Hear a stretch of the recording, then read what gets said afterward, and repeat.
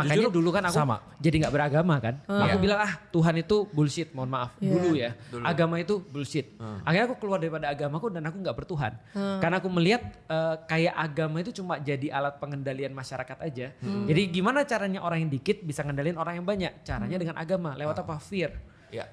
Karena kata orang, cara termudah untuk ngendaliin orang adalah dengan fear, dengan rasa takut. Kalau orang takut, dia pasti akan dengan serta-merta dengan apa ya, dengan sukarela untuk tunduk sama sesuatu itu. Itu sih yang aku pelajari. Ditakutin neraka gitu ya. Takutin neraka. Salah satunya. Contoh misalnya kayak gini ya.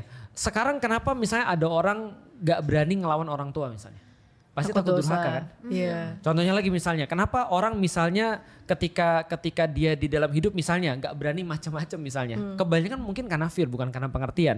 Dan cara yang sama berlaku di mana-mana, termasuk ketika misalnya ya, orang mau ngendalin satu masyarakat luas, itu pasti dengan fear.